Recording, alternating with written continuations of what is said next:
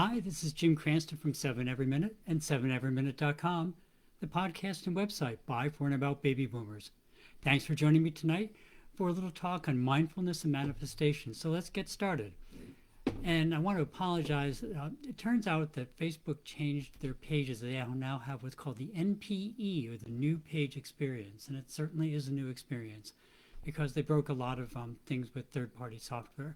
So tonight we're again, and actually let me move the microphone up since we learned last time, we're again broadcasting directly, doing streaming directly through the Facebook app. So no banners, no fun things like that tonight again.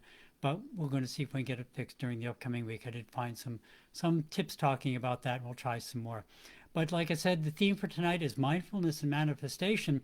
But first, just a real quick update from last week on the planner template and on making little steps. So remember I said I was going to do a little planner. There we are.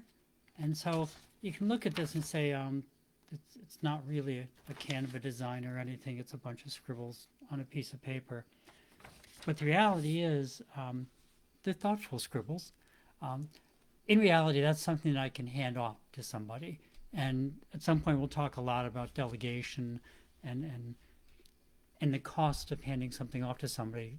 There's always an upfront cost when you first start working with somebody else.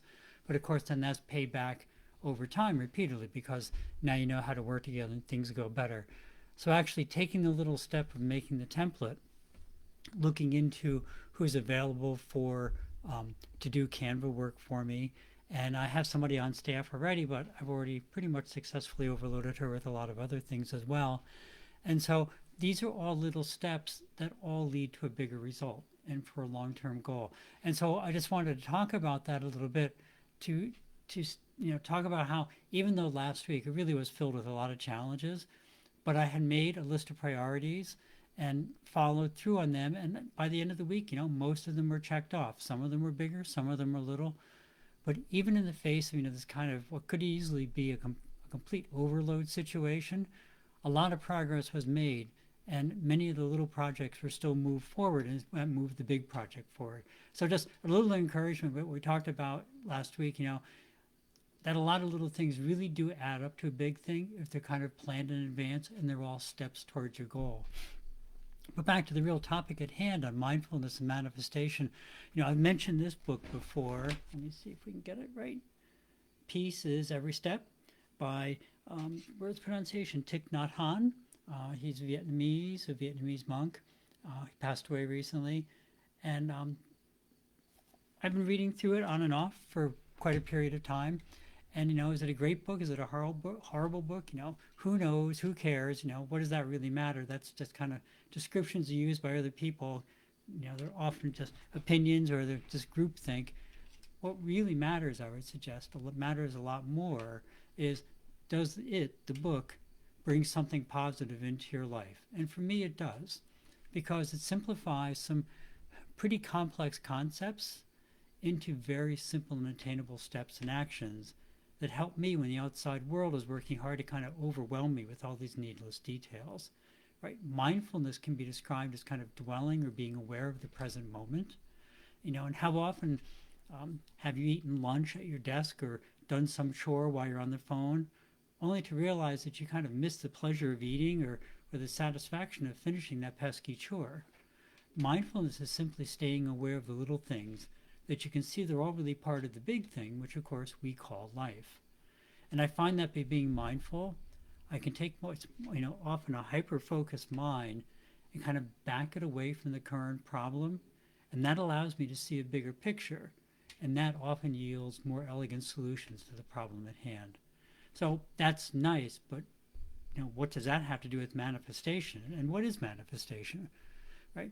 Manifesting something has been defined. I've seen a couple definitions, but the one that kind of simple one that caught my attention or seemed about the most straightforward is manifestation is the practice of thinking aspirational thoughts with the purpose of making them real. So listen to that again. The practice of thinking aspirational thoughts with the purpose of making them real. Well, you could look at that as kind of woo-woo thing and you manifest gold and gold appears or whatever. However, that sure sounds a lot like goal setting, visualizing it, and then letting your mind guide you to what you really want to accomplish. Right? We've talked about that a lot, right? I know there's a lot of people saying things, you should stare at something and see this very special pattern, and they have courses on it, or you visualize in a particular way, or you say a phrase or whatever. But I would suggest that perhaps those things are just tools to help your mind focus better on the vision, your vision, and that the real magic happens when you truly believe your vision. Again, I think that's worth saying again, that all these other things are just tools to help your mind focus on your vision, and that the real magic happens when you truly believe in your vision. And like I said, we have a whole course that we're developing on this, and this is all based around how your mind works. That once your mind really sees how the outcome is attainable, then it's no longer scared of it. It's no longer concerned about it. It's not something foreign.